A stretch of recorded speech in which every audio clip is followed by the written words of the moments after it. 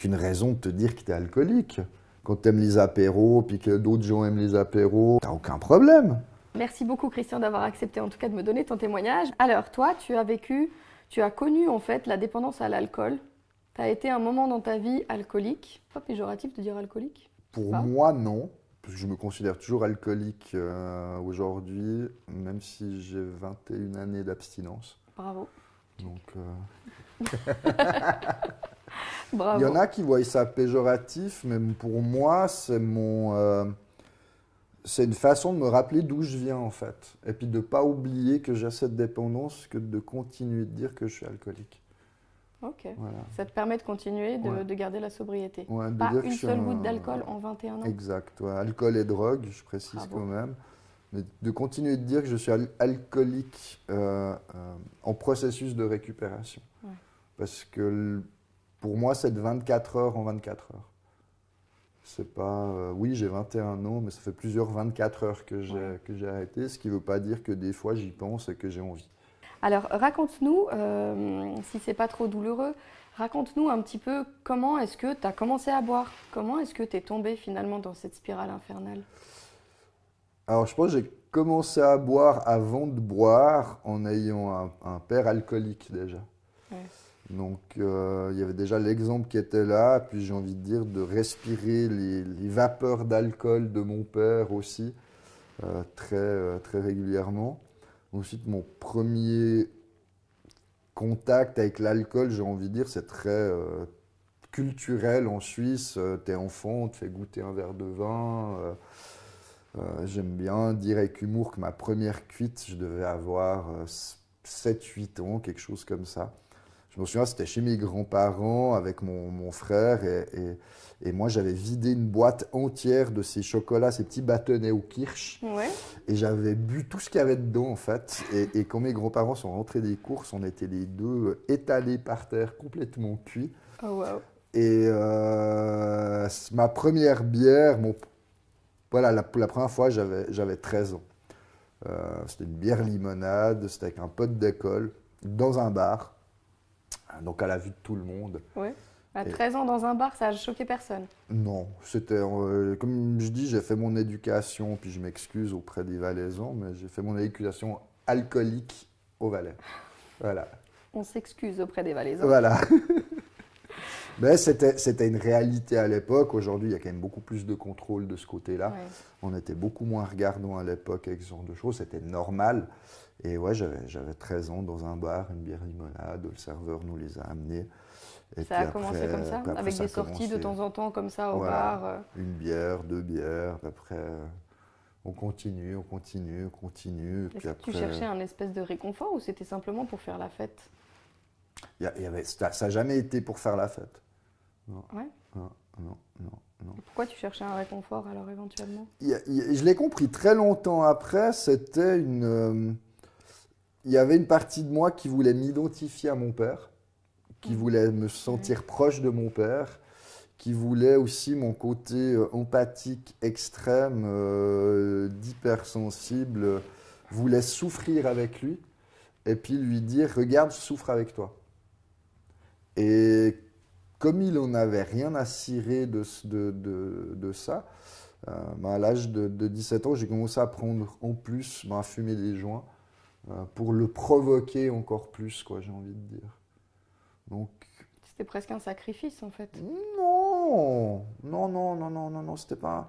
Est-ce que tu n'avais pas utilisé ça pour le faire prendre conscience qu'il vous faisait souffrir à la maison? Il y avait ce côté-là de bon Saint-Bernard qui veut faire prendre conscience, effectivement, de dire regarde, c'était là où il regarde, je souffre avec toi. Puis il y avait un côté aussi chez moi où je le voyais offrir des verres à tous mes potes, puis jamais à moi. Et jamais un cadeau ni quoi que ce soit. Donc il y avait aussi cette rébellion en moi de vouloir consommer. Et je l'ai appris très longtemps après, à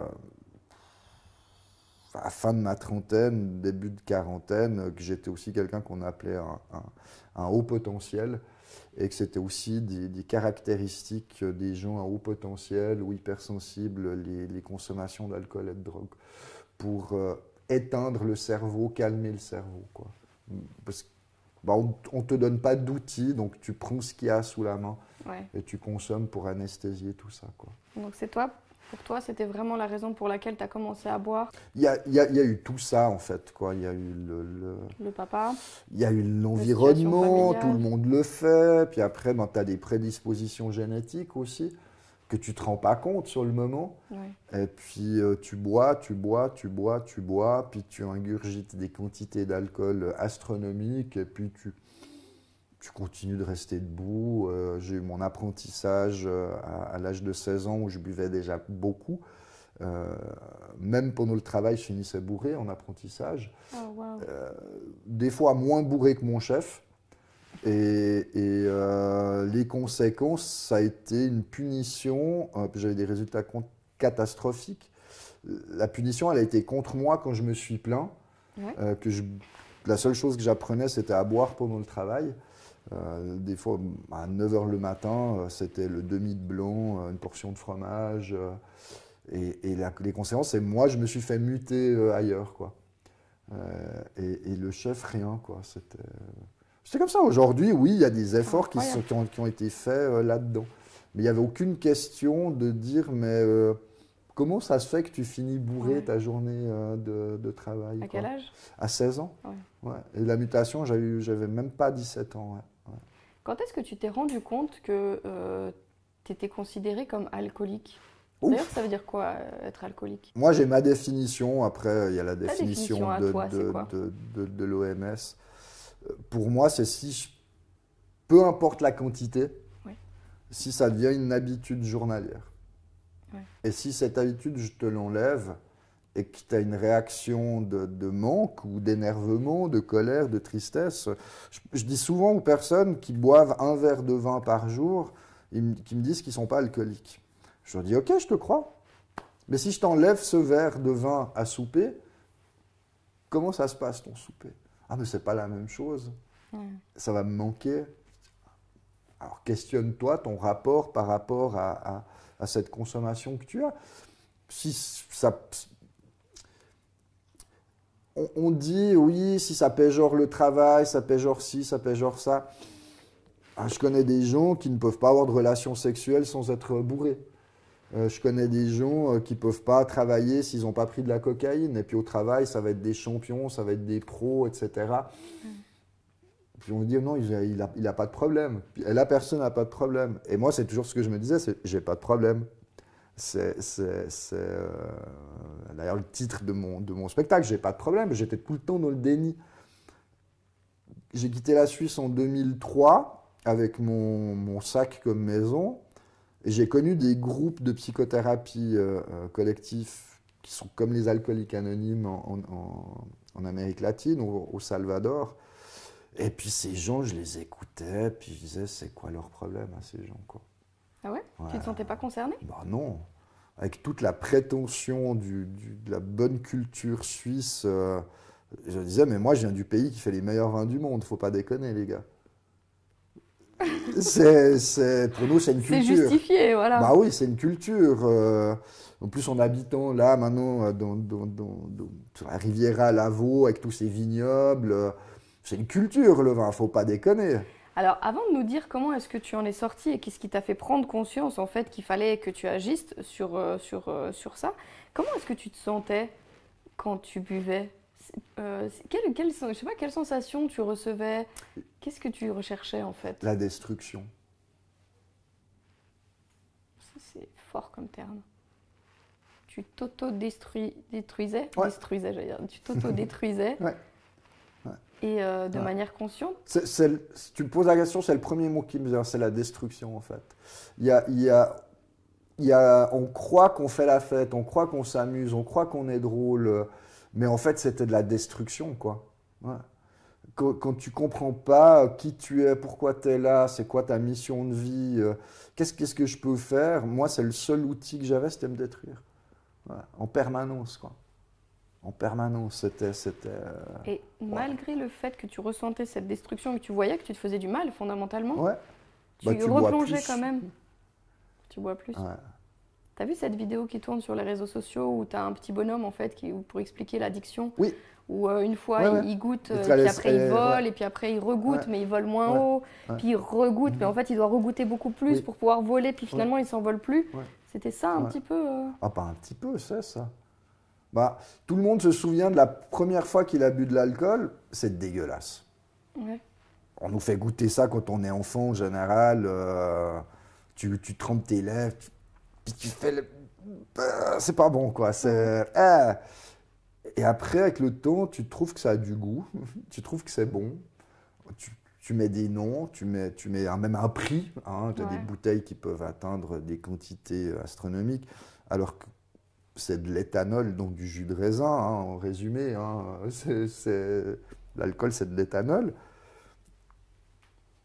Et tu bois la première fois, comment est-ce qu'on dit, un peu pompette, comme on dit. Hein. Puis après, ils te font un peu plus, ils te font un peu plus, ils te font un peu plus. Et puis quand tu te mets pas de limite, tu n'as pas de limite. Hein. Ouais. Je pouvais boire des quantités astronomiques. Ah, ça, c'est clair, en une soirée, puis recommencer le lendemain. Puis à boire pendant le travail, et puis d'autres produits aussi par-dessus, quoi. Et puis là, c'était un cercle vicieux, en fait. Pour aller mieux, tu essayais de boire, mais dès que tu buvais, tu n'allais pas bien. Et comme tu t'assembles, qui se ressemble s'assemble, tu te mets avec des gens qui ont le même mode de vie, tu vas surtout pas... Même mes relations avec les femmes étaient par rapport à leur consommation. Ah ouais? Ah ouais, oui. Tu te disais, une fille qui ne boit pas d'alcool, ça m'intéresse même pas. C'est pas possible, qui fume pas de joint, non, c'est pas possible. Non, t'es con quand t'es dans cet état-là, quoi. Ah non, ça... je veux dire, tu sais, on fait tout le temps des choix, et puis quand on a fait le choix et qu'on a le résultat, qu'on n'est pas content, là, on se dit, mais pourquoi j'ai fait ça? Mais aujourd'hui, c'est l'autre. Voilà, je peux pas être avec quelqu'un qui boit, c'est tout. Ouais. C'est pour ma sécurité. Aussi. Ouais. Alors, qu'est-ce qui s'est passé? Du coup, tu es arrivé en Amérique latine, et là, il y a eu un espèce de déclic. C'était en fréquentant ces groupes de parole que finalement, tu t'es dit, ah, finalement, c'est intéressant. Il y a eu des prises de conscience. Il y a des moments où j'avais honte parce qu'ils me disaient merci d'être avec nous, merci de venir de si loin, merci de partager ce moment. Moi j'étais là, mais s'ils savaient que quand je vais rentrer après dans ma chambre d'hôtel, je vais m'envoyer mes bouteilles, sniffer mes lignes de coke, fumer mes pétards, parce que j'en ai plein le cul de leurs conneries. C'est comme ça que je pensais. Hein. Je dis, mais c'est quoi leur problème, quoi? Moi, je gère. Ouais. Moi, je gère. C'est pas les substances qui me gèrent, c'est moi. Puis tu les écoutes, tu entends des témoignages C'est ça, en fait, c'est d'entendre des témoignages de gens. Et des fois, je me disais, comment il sait ça de moi, celui-là? Ouais. Puis en fait, non, il est juste en train de parler de lui, quoi. Ouais. Et puis tu as cette identification de dire... Je te connaissais énormément. Waouh, quoi. En fait... Et puis il y avait le côté, au bout d'un moment, de dire... C'était un pari. Dire, si lui, il a réussi, moi aussi, je peux le faire, quoi. Ouais, c'était un défi. Ouais. Donc toi, ton électrochoc, c'était en te disant, tiens, lui, il a vécu ce que je suis en train de vivre. Et aujourd'hui, il s'en est sorti, et moi aussi, je peux le faire. Moi aussi, je peux le faire. Et oui, il y avait cette identification que j'avais avec mon père. Il y avait cette promesse que je m'étais faite quand j'étais enfant de dire, jamais je finirai comme mon père. Puis tu te regardes dans le miroir et puis tu dis, je crois que tu l'as largement dépassé là-dedans. Dans les addictions, pas dans la violence. J'ai jamais été quelqu'un de violent physiquement avec qui que ce soit. Ouais, il y avait ça. Il y avait aussi le souvenir de ma mère qui, elle, un jour avait dit stop à toute cette violence. Je le raconte aussi, de se regarder dans le miroir et puis de dire je peux plus continuer comme ça. Il y a eu tous ces facteurs je dirais comme mettons une personne à multipotentiel, j'avais besoin de multiples réponses, multiples facteurs, multiples personnes, exemples pour dire stop, quoi. J'aime beaucoup dire qu'un dépendant est un sacré manipulateur vis-à-vis de lui-même, quoi. Et il arrive hyper bien entourlouper il pense qu'il arrive à entourlouper son entourage, mais il arrive très très bien à se mentir, quoi. À lui-même. Ouais, ouais. Et Comment puis t'as fait à se manipuler, quoi. À se justifier en permanence de, bah allez, une dernière pour la route, quoi, ça va pas te faire de mal. Et ça, t'en étais pas conscient Non. jusqu'à ce que tu sois totalement clean. Ouais, jusqu'à ce que j'arrête, en fait, quoi. Comment t'as fait pour arrêter? Du jour au lendemain. Non. Ouais, je dis stop. T'as pris la décision Ouais, et tu t'en es tenu. ouais. Ouais. Mais t'avais quand même ce manque, t'avais quand même cette envie, t'en souffrais. Oui, non? j'ai passé des nuits blanches, des insomnies, des nuits de réflexion. Mais t'as décidé. Oui. Et t'étais seule, il y avait personne pour t'accompagner. Alors j'étais seul là où je vivais, j'étais au Costa Rica à ce moment-là. Je dormais dans une pension. Mais tous les jours, je voyais ces gens qui étaient dans ces groupes. Ouais. Ouais. Mais j'avais accès dans ma chambre à la pension, l'hôtel, il y avait un frigo avec des bières, il y avait tout ça. J'ai dit non. Et le fait de savoir que tu vas revoir ce groupe de paroles, Ouais. et en fait de pouvoir apporter des éléments en disant, tiens, cette fois-ci, j'aurais pas honte de moi-même parce que je me serais pas mis une mine avant ça, ça te motivait en fait. T'as dit le mot exact, c'est honte, en fait. C'est d'exprimer sa honte. Et puis de ne pas avoir honte d'exprimer sa honte. C'est une des clés, c'est la honte, justement. C'est de dire, bah. Et il y avait une personne dans ces groupes, il est décédé depuis, que je détestais cordialement. Pourquoi? Parce qu'il avait raison. Parce qu'il arrivait à me tenir, en quelque sorte, un peu comme tenir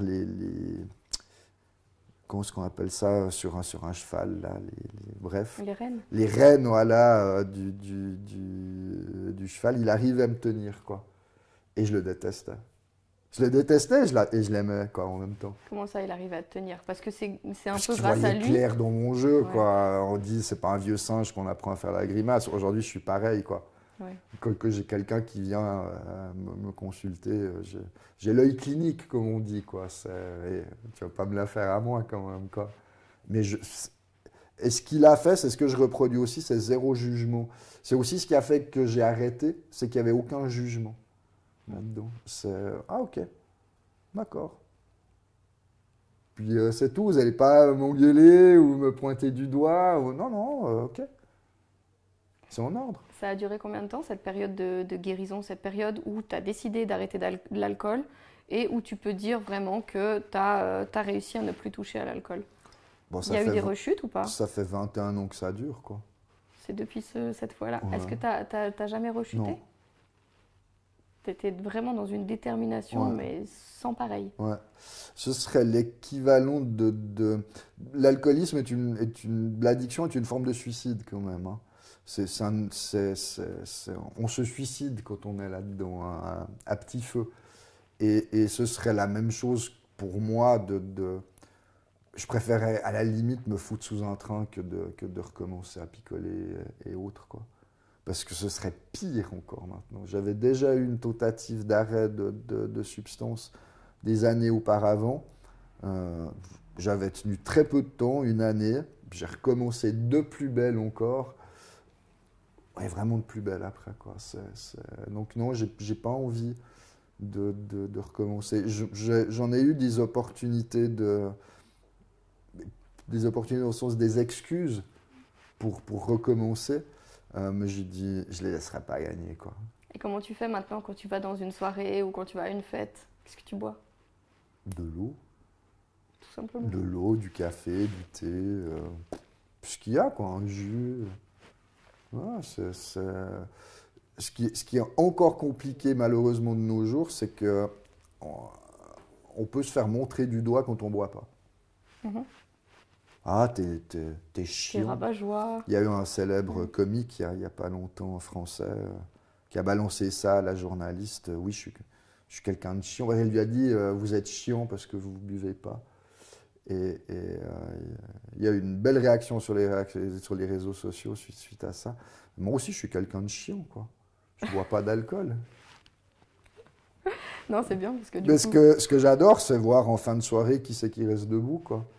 Qui c'est qui est encore capable de discuter, qui c'est qui a encore du discernement.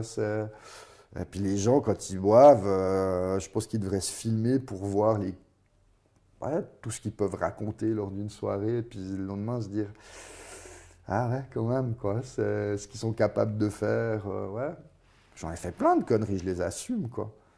Est-ce que maintenant que tu es un peu sorti de tout ça, que l'alcoolisme est derrière toi, est-ce que tu aurais un conseil à donner aux personnes qui se trouvent dans cette spirale infernale, qui voudraient en sortir mais qui ne trouvent pas soit la force, soit la manière de le faire? Est-ce que toi, en tant que personne vraiment qui a connu, tu aurais un conseil à leur donner? Quelque chose qui t'a toi aidé énormément? Un alcoolique a horreur des conseils. Je crois que tout le monde a horreur des conseils. Qu'est-ce qui toi t'a aidé particulièrement? Je ne sais pas si on peut donner un conseil. Il y a 2 étapes à franchir, peut-être 3, mais il y en a 2 principales à franchir avant de commencer un traitement.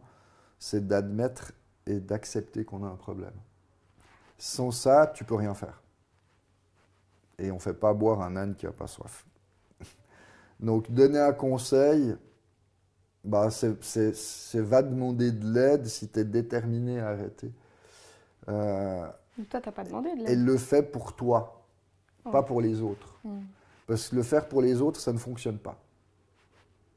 C'est mon médecin qui m'a dit d'arrêter, ça ne fonctionnera pas. Je le sais. Ouais. Et tant qu'on n'est pas honnête avec soi-même de notre condition, et puis une fois de plus, d'admettre et d'accepter que j'ai un problème. Ok. Ensuite, la deuxième étape, si je peux me permettre du conseil, c'est par quoi je vais remplacer cette substance avant de commencer le traitement. Ça fait peur d'arrêter. Parce que tu te dis, qu'est-ce que je vais faire si j'ai plus ma bouteille, si j'ai plus mon pétard, etc. Qu'est-ce que je vais faire de mes journées? T'as fait quoi, toi? Et c'est par quoi je vais remplacer ça.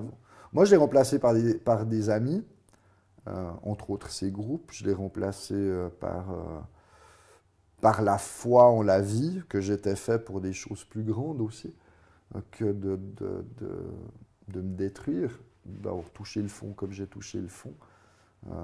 Ouais, il y a une foi qui est très personnelle, une forme de spiritualité. Les amis, je l'ai remplacé par le service. Service à l'autre, j'ai envie de... Ouais, le service à l'autre. Et puis par de l'aide, ben, en m'aidant, j'aide, et en aidant, je m'aide. Ouais. Bah d'ailleurs, en parlant de ça, tu as créé tout un spectacle autour de ce que tu as connu dans ta vie, où tu parles justement de toutes ces expériences, où tu parles de tout ce que tu as connu, de comment tu t'en es sorti, qui s'appelle J'ai pas de problème. J'ai pas de problème. Génial le spectacle. Donc ça, c'est super. Et puis en plus, à côté de ça, tu aides aujourd'hui les personnes Ouais. qui se retrouvent dans des situations délicates. Oui. Tu as ouvert un cabinet. Oui. Oui, ce spectacle qui est un témoignage sous forme de théâtre, je l'ai créé il y a... Bah, ça a été pour l'occasion de mes 20 ans d'abstinence. Je voulais marquer le coup, en fait. Et je me suis dit, tiens, j'aimerais bien créer un petit truc de 15 minutes, à peu près, un peu comme les TEDx. Et puis en rencontrant une personne qui est dans le monde du théâtre, qui est prof de théâtre, etc., je lui explique mon projet. Et puis très vite, au bout de deux fois, déjà elle me demande de mettre par écrit ce que je voulais raconter. J'ai pondu un texte, puis elle m'a dit, mais avec ça, on ne va pas faire 15 minutes, on va faire 1 heure. Je lui dis ok, et pour moi c'était cauchemardesque parce que à l'école j'ai toujours été une pive pour ce qui était dicter, apprendre des poésies, ces trucs. Et puis elle m'a dit non, on va faire 1 heure. Je dis mais comment je vais faire pour apprendre 1 heure? Je dis c'est impossible. Donc, j'ai triché. Comme je suis aussi hypnothérapeute, je me suis fait un audio un protocole d'1 heure où il y a tout le spectacle dedans, et toutes les nuits, je me suis endormi en écoutant tout le texte. Et on a monté ça en 3 mois, comme on dit, ils ont dit que c'était impossible et ils l'ont fait. Ouais. Et on a monté une pièce de théâtre en 3 mois que j'ai présentée devant 50 personnes. Personne n'était au courant.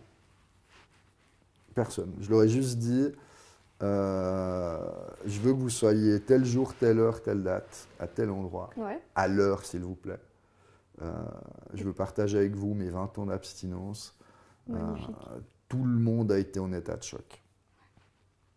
Tu m'étonnes. C'est une super manière de célébrer. Et ça me touche. Bah oui, prends ton temps. Et ensuite, tout le monde m'a encouragé de dire tu dois continuer. Putain, c'est dur quoi, parce que je me fous à poil sur scène. Je raconte pas l'histoire de quelqu'un d'autre, je raconte l'histoire de Christian qui raconte sa vie en fait.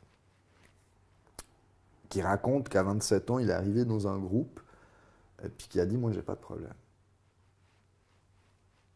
Et que quelques mois plus tard, il dit stop. Puis aujourd'hui, je tourne ce spectacle. On a déjà eu quelques dates quand même. Et c'est toujours hyper touchant. C'est toujours... d'aller discuter avec les gens après. De dire qu'on te dise merci parce que tu mets des mots sur des choses que j'ai jamais osé raconter. Merci parce que tu as raconté mon histoire, etc. Et il y a besoin de ça aujourd'hui, pour moi, hein, de mettre des visages sur cet anonymat, en fait. Quand on parle d'alcoolisme, on parle de violence souvent aussi, de violence familiale. On parle de maltraitance sur des enfants, on parle de maltraitance sur des êtres humains, que ce soit un homme ou une femme. Il n'y a pas que des hommes alcooliques qui battent des femmes, il y a aussi des femmes alcooliques qui battent des hommes. On parle encore beaucoup moins. Et ça va dans les deux sens. C'est un fléau qui reste entre 4 murs. Comme je le dis dans le spectacle, à l'époque, même les voisins n'intervenaient pas. Pourtant, il fallait vraiment être sourd pour pas entendre les bruits pendant des disputes. Et je constate qu'en 2024, il n'y a rien qui a changé, en fait. On fait toujours la sourde oreille quand on entend des disputes, en fait. J'ai presque envie de dire que c'est pire aujourd'hui, parce qu'aujourd'hui, les gens vont presque le filmer avec leur téléphone pour faire le buzz sur Internet, quand ils voient une dispute dans la rue, des gens qui s'engueulent, une bagarre, etc. Et non, il faut dire stop à tout ça, quoi. Pour ça, tu as tout à fait. Ouais. Je te rejoins totalement. Il faut absolument qu'on arrête en fait et qu'on intervienne, mais c'est toujours délicat d'intervenir. C'est pas en restant anonyme que ça va s'arrêter. Absolument. Juste pour terminer, est-ce que tu pourrais terminer avec un message qu'on adresserait à toutes les personnes qui vont regarder cette interview? Il y a le silence qui me vient, mais de s'écouter en fait. Oui. C'est ça, c'est écoute-toi, fous-toi la paix. Fous-toi la paix ici et écoute-toi vraiment, quoi. On s'écoute jamais, on prend plus le temps de s'écouter, de se poser puis de se dire qu'est-ce que je ressens dans mon corps, quoi. Comment je vais dans mon corps. Fais silence et écoute. Il a plein de choses à te dire, en fait, quoi. Plein de choses, il te murmure tout le temps ton corps, il a plein de choses à te dire. Pas ta tête, la tête, elle est tout le temps en explosion, mais le corps, en fait. Écoute, qu'est-ce qu'il est en train de te raconter comme histoire? Qu'est-ce qu'il veut te donner? Et écoute-le, voilà. Merci beaucoup, Christian. Je t'en prie, merci à toi.